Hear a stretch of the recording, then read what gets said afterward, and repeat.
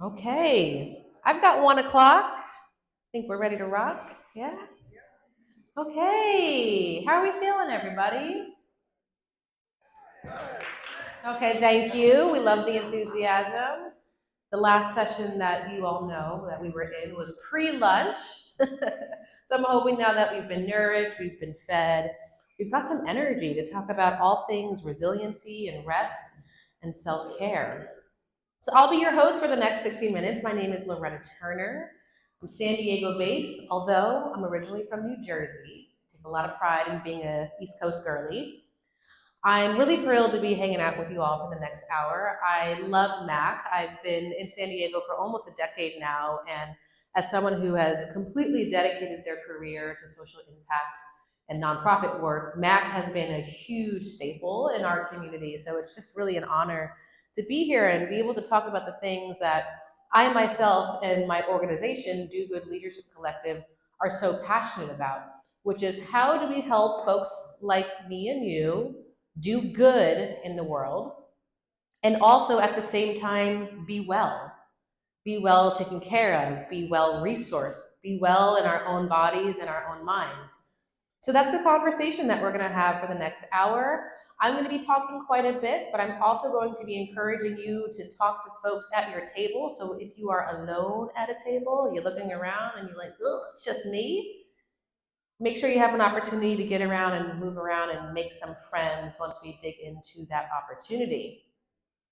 So as mentioned, our conversation is going to be all things self-care and rest and resistance. And my hope is that we celebrate all things care and rest and resistance. But before we get to celebration mode, I want to talk about this B word that I don't love. Have we heard of her? Miss Burnout? Raise your hand if you've heard of burnout. Okay, the vast majority of us in this room. I want to hear from you all. Who is she? Who's burnout?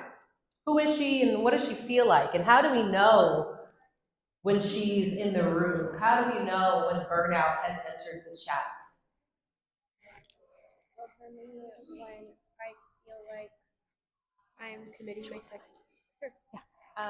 For me, it's when I feel like I'm committing to much stuff, but I feel like I'm empty and I haven't. Yeah. Thank you for that description. Running on empty. I heard no joy. What else? What else is burnout? How do we know when it's real for us? Yeah, I'm gonna go here and then we'll just pop back a few more. Yeah, get on that mic. Um, when my brain is cloudy, when I can't have like a straight thought and everything just seems to be very lost. Yeah, good description. Okay, I saw a hand here.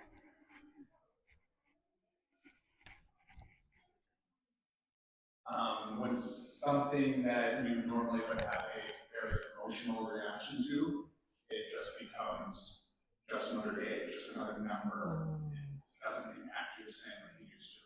So you're like numbed out. Numb, perfect word, yeah. Yeah, I saw another hand back here. We'll do here and here. Similar to that, when you would normally have energy, just Mm-hmm. so there's nothing to give, Empty. just empty. Yeah, one more right here. Which ties along with theirs, which I'm sure they all tie along, but not motivated, Yeah. unmotivated. Yeah. Great, everyone. And let's just hear a couple more words or emotions that remind us or feel like burnout. Just shout them out. Exhaustion, moody, apathetic. Let me come over here.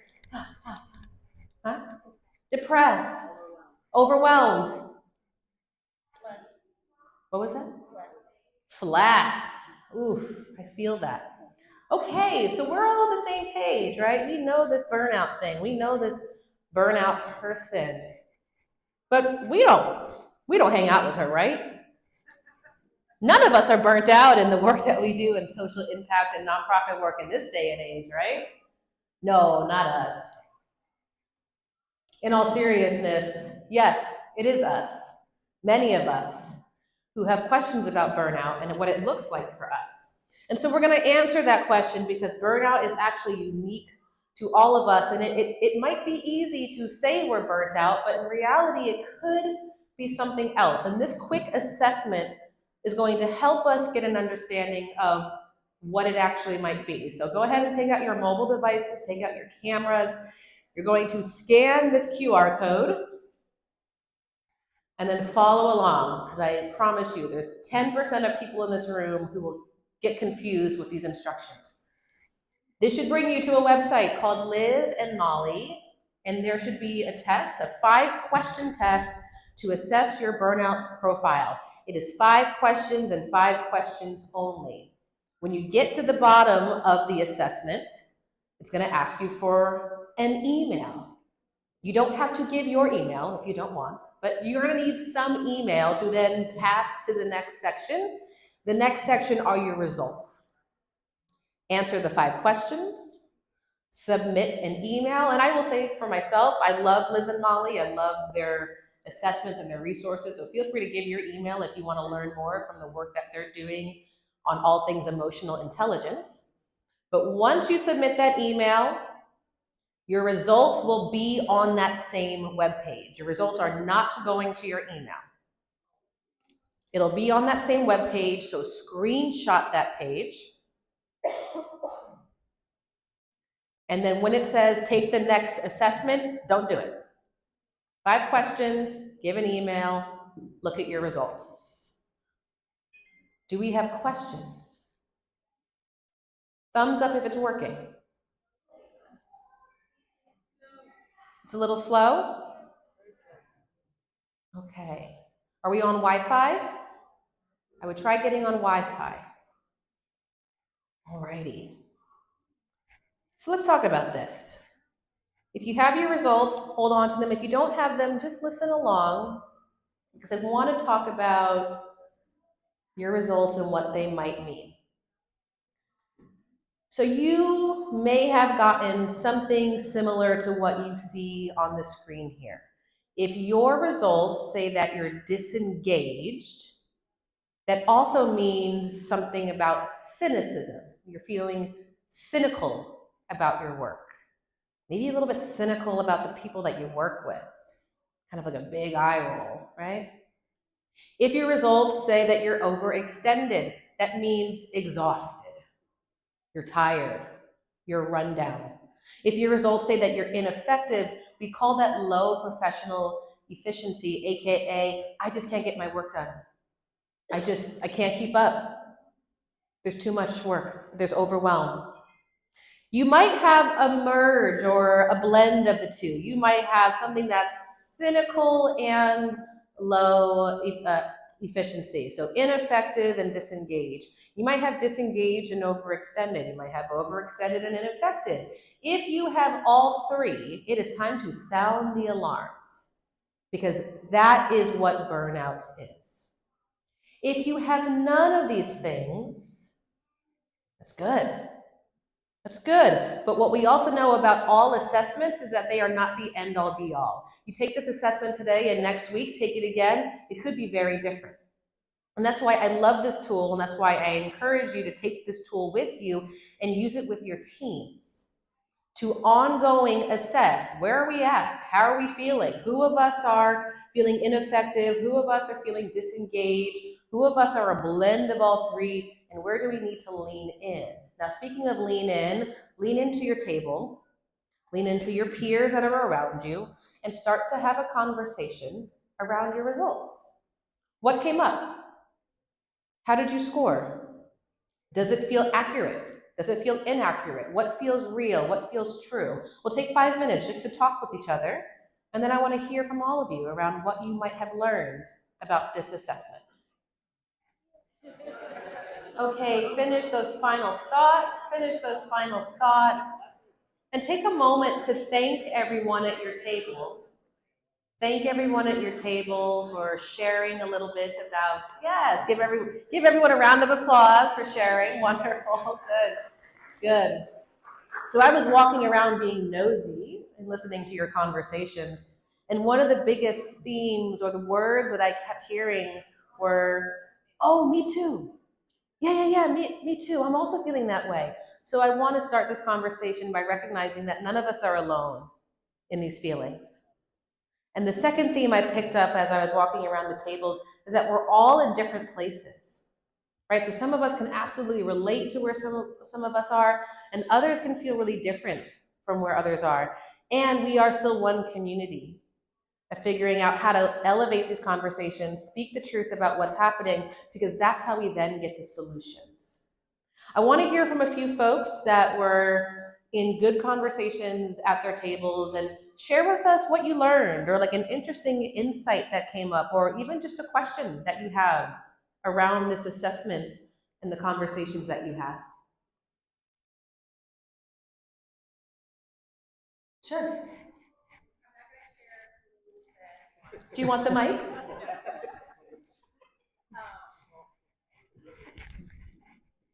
Thank you. I'm not gonna share who said what. I'm not gonna share what I thought. But I think what I hear is we are affected by the team we work with. You know, a lot of it, I feel like we're emotional people, and somehow that affects how we do overall, and at what level we can get. So when it's a good, not that it's a bad or good team, but when we actually make that connection with the team, we tend to do better. Mm-hmm. Beautifully said. Raise your hand if your work feels emotional sometimes. Okay, so we're not alone. We're not alone in that feeling. What else did we hear, and what else did we talk about at our tables?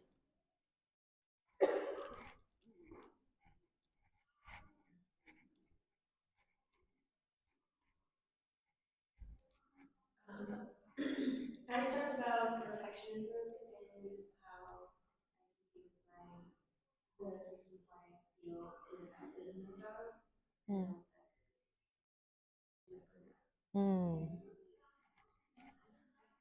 I'm so happy that perfectionism has entered the chat.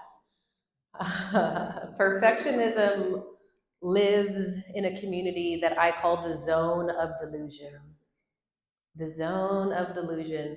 And so perfectionism is there, martyrdom is there, competition is there, pressure to scale, saviorism is there. All of these mentalities that push us through exhaustion, that make us feel a little bit delusional around how much we can actually handle in one single day. So thank you for bringing that up. One or two more voices. What did y'all talk about? Or what came up? I don't need a mic. Okay, go ahead. Can I drop your name? Yeah, of course. Carmen gave a really good example yesterday of where she had to set a limit. Oh, they can't hear? Carmen gave a good example of having to set a limit because she wanted, I don't want to stand up, so you just want me to stand up. We all want you to stand up. Thank you. Carmen gave a good example of yesterday. There was 3 different events that she wanted to attend. And her heart of hearts wanted to make all of them. She even made a schedule of 1 hour here, 1 hour here, 1 hour here. And she got to the point where she said, that's not realistic, that's not healthy. So she had to set a limit. So that was a good way of keeping her out of that. Yeah, thank you. That's another zone of delusion that I live in. I can be everywhere at once. I can do it all at once. Okay, one more voice, one more hand. Yes, thank you. I think my voice is really low, so Okay, go ahead. I think that depending on the role where we work at is teachers, we get burned out a little faster because of the kids, depending on the day, if somebody's missing, if there's a lot of sometimes teachers and connect, but everybody has. It's normal to feel a little bit of a burnout sometimes, and just go back to your finding your peace, come back to what it needs to be. Depending on your role, but I know everybody does different things here. Thank you so much. Thank you, everyone, for having these conversations. for speaking this truth, because the more we talk about it, the more we can actually give names to the experiences that we're having, the more they feel real, but also the more we can actually do something about it. So I'm going to encourage you to keep talking about the experience of doing the work and how it impacts you and how you can show up. And again, please use this tool with your teams, because the way that you score now could look different tomorrow, could look different next week. And there's so much value in having conversations with people that are having different experiences and then understanding how we can lean on each other. I'm going to ask you all to free up one of your hands, put it over your heart. I promise you we're not doing the Pledge of Allegiance. What we are going to do is give ourselves grace. So go ahead and just rub your heart a little bit and recognize that this happens for a lot of reasons. And it's not your fault that you're burnt out. Often when we talk about burnout, we say it's an individual issue. Oh, she's burnt out, or he's burnt out, or they're burnt out, and it's because of something that they've done, or it's because they can't manage well. But it's actually more than that. Burnout comes from bigger issues, bigger systems, bigger things that are happening in our society, including the world of VUCA. Has anyone heard of VUCA? I get to tell you about VUCA? Okay. Now I'm going to be a little bit of a history nerd here for a second. So VUCA emerged after the Cold War, where the United States military was looking at the world saying, this is different. The world we live in is different. And if we're going to prepare our troops, if we're going to prepare our military to really protect our communities and protect the world, then we have to recognize that this is the world that we're living in. The world is volatile, the world is uncertain, the world is complex, the world is ambiguous. And then fast forward to the early 2000s, 9/11 happened. And so this VUCA model then goes beyond our military conversations, and we start talking about it with our first responders, with civilians. Like, oh, this world is really volatile and uncertain and complex and ambiguous. And the reason I'm talking about it in 2025 is because we still live in a VUCA world that is increasingly becoming more volatile, uncertain, complex, and ambiguous. Now, if we're not certain about what these words mean, let's take a moment to pause and define them. What do I mean by volatility? What does volatile mean? Louder. It can change at any moment. It's unstable. What else is volatile? What does it feel like? It feels, we'll come back to uncertainty, but it does feel uncertain. But what is really core to volatile? And look at the images on the screen. What is that? There's chemistry, there's a match that's igniting, which then means in an instant, in a second, it could all change, it could all light up. That's volatility. So we're living in a very volatile world. We're also living in a very uncertain world. What's that? We don't know. We don't know what's going on. We don't know what's coming. What else is uncertainty? A little bit louder. One more time. Yeah, uncertainty is scary. We don't know what's happening. We don't know what's coming. There's big question marks. We're just uncertain. We just don't know, and that's scary. Okay, so the world is volatile. It could all ignite at any moment. Uncertainty is not knowing when that could happen and being scared about it happening. What about complexity? What do we mean by complexity? The world is complex. It is hard to understand. There is no one human brain on this planet that can understand the full experience of being human. It's so complex. It's so complicated. And so unique for each person, which then leads us to ambiguity. And the way that I like to ask about ambiguity is to ask you, what is that image in the bottom left? What is it? It's a vase and a face? How many? Two what? Two vases or two faces? Wait, but I think I see three faces. Oh, that's ambiguity. There is no one right answer. It can be many things at once, and it can be complex, which then means it means something different for all of us.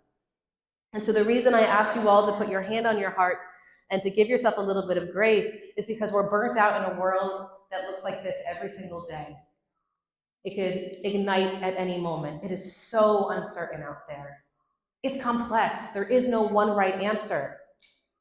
And so now the conversation that I'm excited to have with you all is to get away from this doom and gloom and then ask ourselves, so then how do we keep showing up? How do we care for ourselves so that we can better care for community, knowing that this is our current reality? The first thing I want to download to you is rest. The need for rest. I'm not sure if any of you have had the great pleasure of reading this book by Tricia Hersey called Rest is Resistance. It takes very much a cultural and even political perspective to why we need to rest right now, more than ever.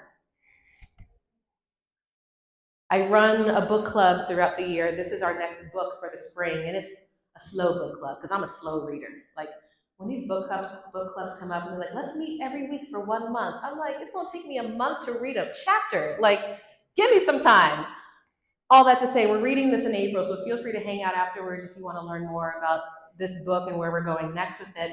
But the reason I like to talk about rest and bring Tricia Hersey into our conversation is because what she grounds us in is that rest is about liberation.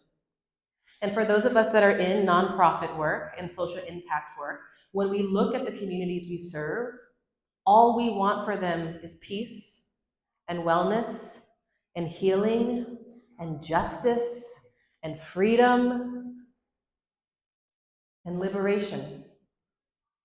Rest is a core part of that, not just for the people we serve, but for us as well. The other thing I want to say about rest is that there's not one way to rest. There's a fantastic TED Talk, and I'm blanking on her name, but she does a whole talk about the 7 different types of rest. When we think about rest, the first thing that usually comes to mind is physical rest. I've been at this conference all day in these shoes. I'm going to need to rest my feet. Or it's Sunday at 10 a.m. Costco is open. And I need to get into every single aisle so that I can go home and rest my body. That's important, but there's so much more to rest than that. Where are my fellow doom scrollers? TikTok, Instagram, Facebook. Oh my God, what is happening in the world? We need to rest from that, which then means we need emotional and social rest. We need rest from our screens. There's some of us in this room that love this conference stuff. You love to talk. You love to be sitting next to people and kiki and da-da-da-da. And there's others of us that are like, I can't wait to not see a single person, okay? That is social rest. We also need that. We need to be in community, especially in times like these, but we also need to know when it's time for us to rest in solitude, to take a beat and get reconnected to ourselves. The other parts of rest that we need to tap into might be spiritual rest and creative rest. Sometimes the rest we need is sitting in front of the TV on a Friday night and just kind of binging out on a show and turning off our brain a little bit. That's important. But we also need rest that engages our creativity, rest that brings our spirituality into the room, whatever that might look like. So the first R, again, that I'm offering up to you is that we need rest. Full rest that actually builds the foundation of a liberated life for ourselves. The next word I want to offer up, and this is where we're going to spend the rest of our time, is resiliency. And I'll be honest, I struggle with this word resiliency quite a bit. As a Black woman, as an Indigenous woman, I feel like I've heard my whole life that I just need to be resilient. That when I think about my ancestry, my ancestors were so resilient, therefore I now must be resilient. And I struggle with that because it feels exhausting to be told day in and day out that I have to bounce back. So the work that I've been doing in my own resiliency practice is learning how to reclaim resiliency. And rather than believing that resiliency is just something I have to do to get through this world, it's something that I actually need to embody and build a practice around and recognize that resiliency is a lifelong practice. I like to think of resiliency as a well. And I need to be filling that well every single day so that when I have to live through these times, when I have to live through these VUCA moments, I'm good because I'm doing my resiliency work. So now we're going to do our resiliency work. And what that looks like is I'm going to talk us through these 7 resiliency factors. I want you all to take some notes, either mentally or feel free to type them out or write them down, because there is something in here that is calling you on a deeper level to meet this moment. There is a practice in here that you're going to think about for yourself and then talk about at your table so that when we leave today's conversation, you know what your work is. And your work isn't just showing up and having impact and meeting those metrics and getting the dollars in the door. The work is also here, making this a part of whatever strategic plan or goal setting that you've got for 2025. So let's talk through these first 3. And forgive me, the font here is a little bit small, so I'll make sure to speak them out loud so that we fully understand each factor. The first factor is living authentically. Now, as I read through these, some of them are going to be obvious to you. Some of them are going to be like, Loretta, I do this already. I don't need to think about it. Others you're going to be more curious about. And when you find yourself feeling curious around one of these factors, that's when I want you to start taking notes, because that is your work. Living authentically. What I mean by that is, do I really know myself? Am I really connected to who I am at my core? Do I know my values at the core? Am I being authentically me in all of my identities? Am I really good with showing up to my work, fully being who I am, unapologetically, and speaking my truth? That's what I mean by living authentically. The second one is purpose, finding your purpose or finding your calling. And for those of us that do nonprofit work, you might say, oh, I am doing purposeful work. I did find my calling. I'm working with kids, or I'm working with seniors, or I'm working in my community. But there's a layer deeper than that. And the example that I like to give is that I've done nonprofit work my entire career. For a chunk of my career, I did fundraising, grant writing, and some other stuff. Any fundraisers in here? Okay, good, I can say this out loud. It is not my purpose. It is not my calling. And it was confusing to me because I'm like, but I am doing good work. I am doing purposeful work. I'm getting the bag, right? I'm bringing in the budget money. I'm getting that revenue. But it wasn't really who I was at the core. And so when I ask you to find your calling, to find your purpose, what I'm really asking is, are you doing work that you feel like you actually belong to?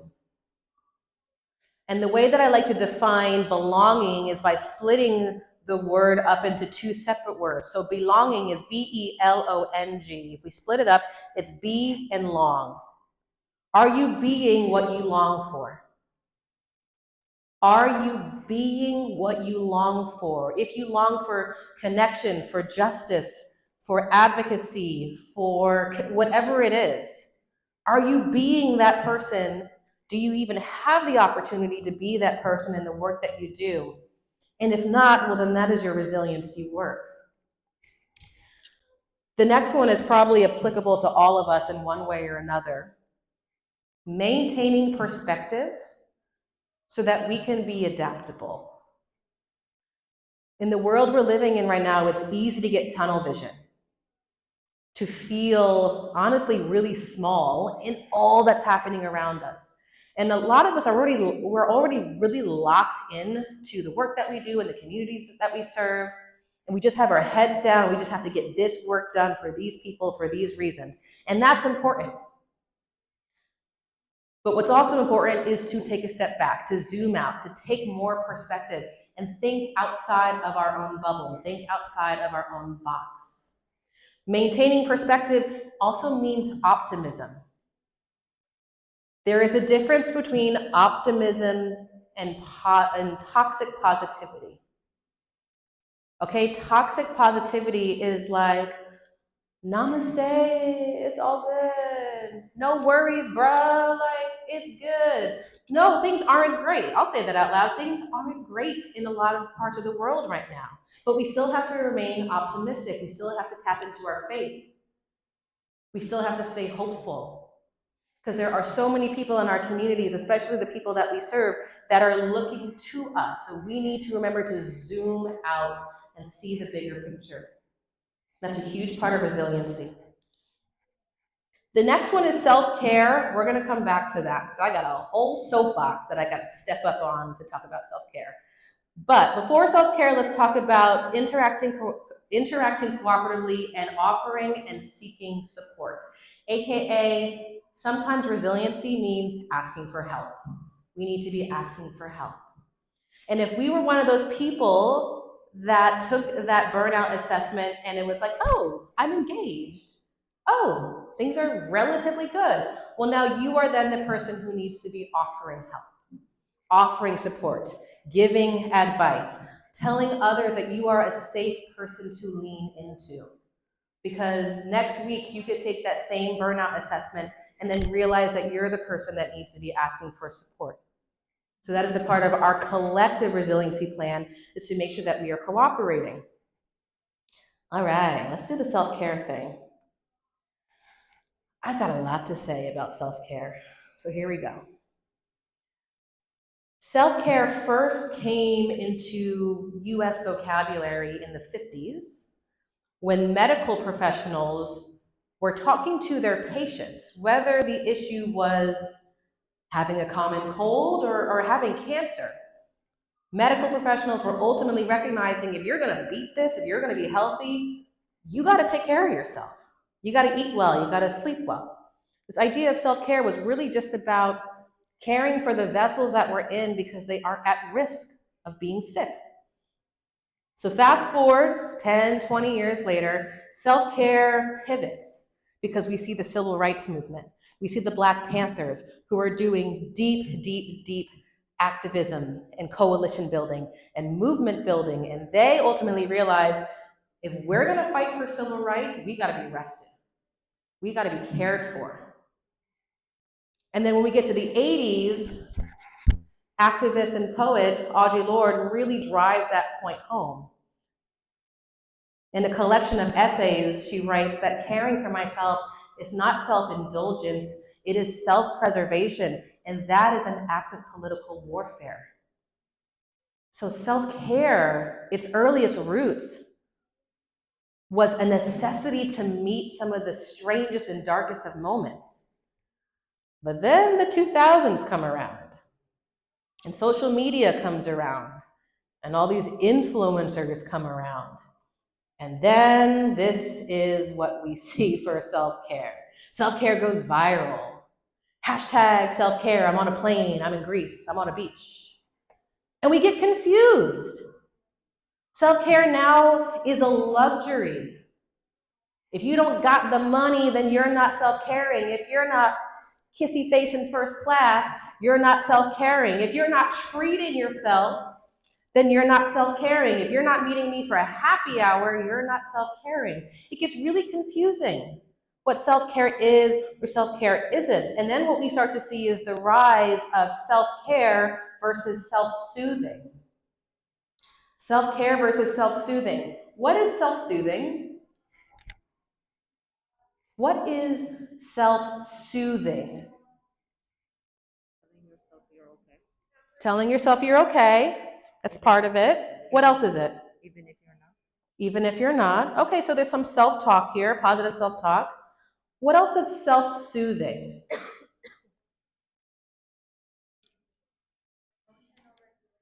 Emotional regulation. I see a hand here. Ah, a way to cope, and say the last part again.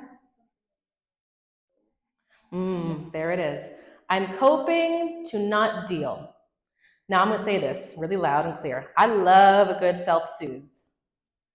I'm a martini girl. Extra dirty. 3 olives. It is soothing for me. It is pacifying for me. It's been a long week. I need to soothe. It's been a long month. Let me fill up that virtual checkout cart and get 6 pairs of shoes. It's been a long year. I'm gonna eat 6 pieces of cake. And I'm not knocking self-soothing, because just like infants, we do need to be self-soothed. We do need to be soothed. We do need to be cared for. We do need to shut down and turn off a little bit. We do every now and then need a little bit of indulgence to cope. But self-soothing is not self-caring. Self-caring is often the more difficult thing. Self-caring is, you know what, let me get out of this In-N-Out drive-through. I ain't getting a milkshake. I'm gonna go home and drink some water and just go to bed early. That's self-care. Self-care is looking ahead and saying, what can I do right now that's gonna make me feel better when I wake up tomorrow, when I wake up in 4 years? What can I be doing now to care for myself so that I can actually feel cared for to meet the moment? And this is why I love to reground us in what self-care actually means, because us in the social impact in the nonprofit sector, we got confused about this consumerism version of self-care, and now we're here. Well, if self-care is luxury, I don't got it. I don't got the money. I can't afford to self-care. I don't have time for self-care. Self-care is not for people like me. Self-care is a weakness. I don't need to take a break. I'm good. And the big one that I hear all the time is that self-care is selfish. We do this comparative suffering thing. The people we serve have such a bigger need than we do. They have it worse than we do. So how dare I take a break? Who am I to use my PTO? Who am I to take a step back and not answer the email, not take the late night phone call, when there are so many people that could use my help right now? And so the reason I'm on one about self-care is because this is so core to our sector, that we reframe what self-care really means for us, especially in this moment. And so rather than telling ourselves that self-care is selfish, let's flip it. Self-care is selfless. Because when I'm good, all y'all are good. When I'm good, my community is good. When I feel well, when I feel rested, then I'm up and ready to do more. And that's the same for everyone around me. When my community is good, I'm good. So self-care is selfless because it's community-based. And self-care is also proactive. For those of us who scored on the burnout scale, saying that we're exhausted or we're feeling a little bit cynical, it is time for a self-care practice. And for those of us that scored well, we're engaged, we're overall good, guess what? It's time for a self-care practice. It is always time to be having self-care in your back pocket. And we have to remember that self-care is free, it's accessible, and it's simple. Here are some of my favorite ways to practice self-care. Give yourself extra time to be somewhere. Y'all didn't see this because I was smooth with it, but I was late today. Like late. And it was so stressful. Yelling at valet, oh, give me my stuff.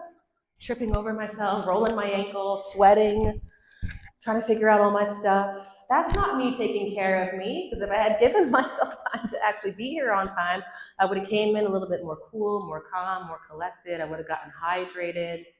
I might have even had an opportunity to connect with people rather than running myself crazy, right? And that's free, that's accessible, that's simple. This is my favorite one. Self-care is minding your business. I'll say it again.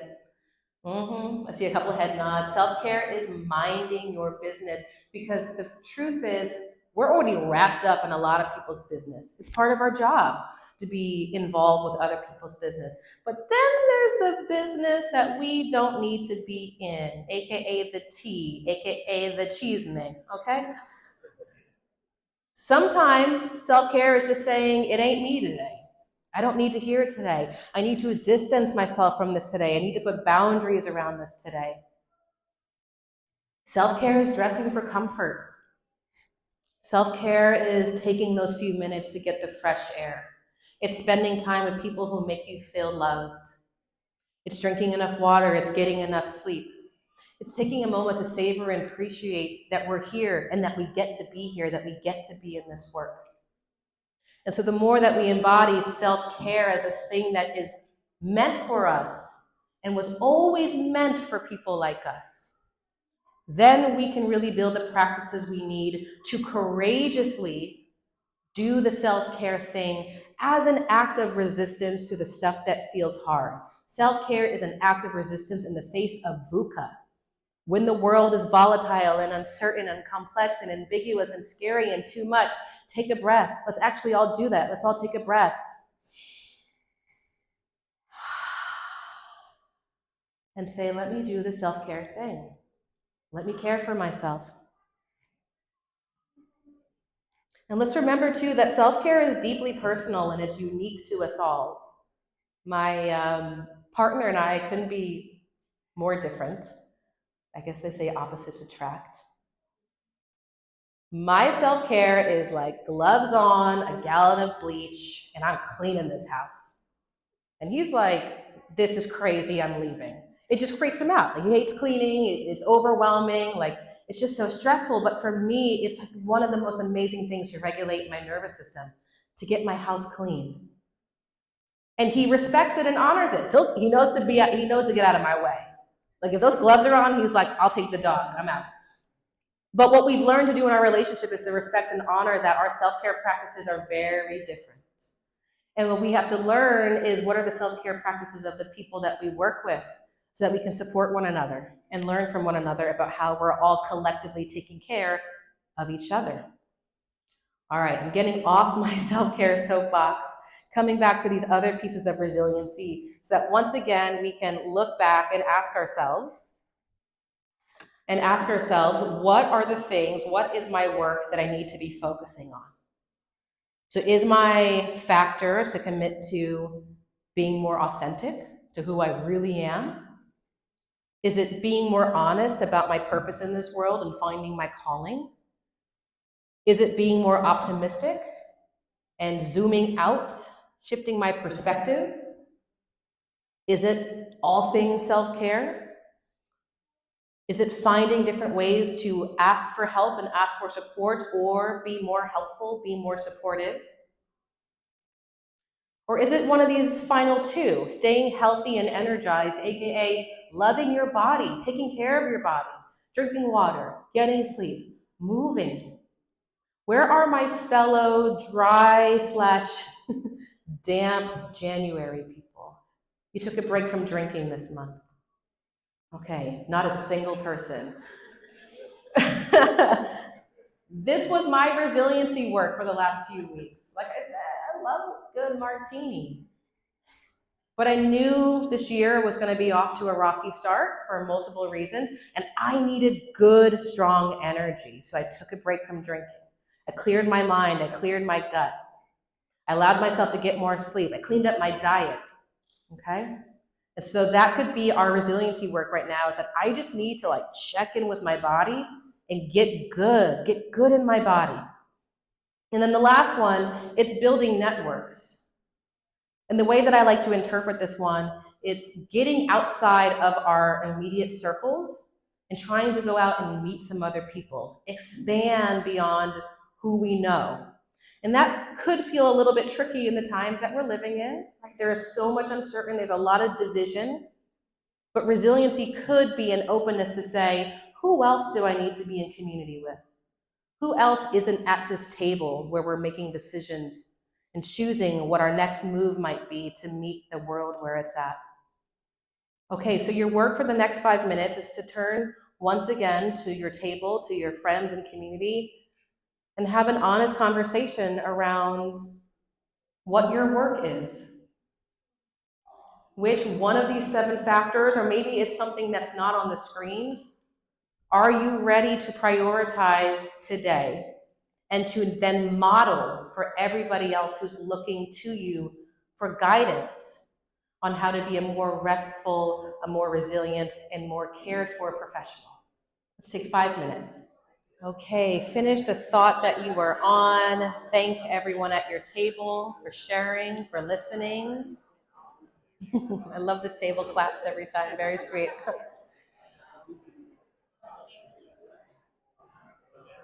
Okay, folks, we're gonna end our time today by having 3 courageous voices share what their one thing is, and maybe give an example of what you're willing to work on.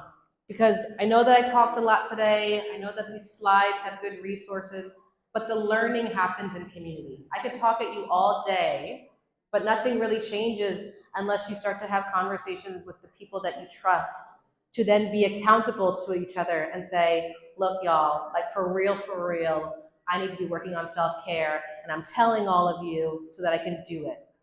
So let's hear 3 courageous voices that are willing to share with us what their work is, because we learn in community. For me, So I'll make sure we're listening. working on self-care, specifically, you mentioned food story and being comfortable just be quiet, in silence, and not have to have words or do something. Beautiful. I love that. I'm learning on how to also have a nothing practice. Can I take 10 minutes every day to do nothing? Do you remember when we were kids and we didn't have phones and our moms would like make us go to the grocery store and we're just like, oh my God, it's so boring. I'm so bored. There's nothing to do. I miss that. I need 10 minutes every day of just like no phone. I'm just gonna stare at the birds in my yard. So I love that. Learning to self-care by just not doing anything. 2 more voices.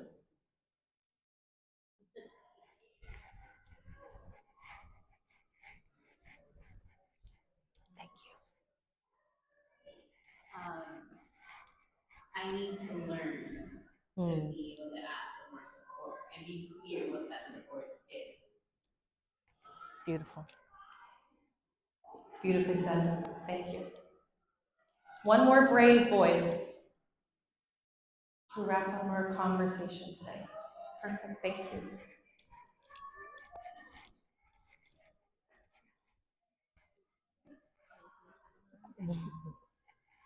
I think for me, it's number 3, adaptability. So maintaining your perspective. I think I get really focused on, I guess, life living in a specific way. So just being able to step outside of that and just kind of refocus. Beautiful. Wonderfully said. Everyone, give yourself a round of applause. This is the work. When people say, do the work, do the work, do the work, it isn't just putting our heads down and showing up for others. It's taking these moments to pause and say, what do I really need to do this work well? So thank you all for being here with me today. Thank you all for making these commitments to yourself and then in turn to your communities. I've got 2 action items for you before we wrap up. First one, if you want to stay in touch, well, this is how you stay in touch.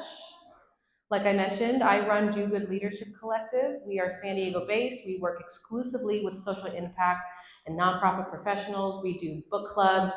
We do events. We ultimately just continue to hold the space and have conversations just like these with individuals, with teams, with whole organizations to figure out what does it really mean to do good and be well. So if you want to stay in touch, you can add your actual email so you can get some updates from us around things that we're reading, things that we're doing, just good resources that you can share with yourself and with your teams. The second thing is that if you rate this session, you will be entered into a drawing to win a gift card. So make sure you do that. Thank you all again for being here today. My name is Loretta Turner. I'm gonna be hanging out for a few more minutes in case you have any questions. Have a really wonderful rest of your day.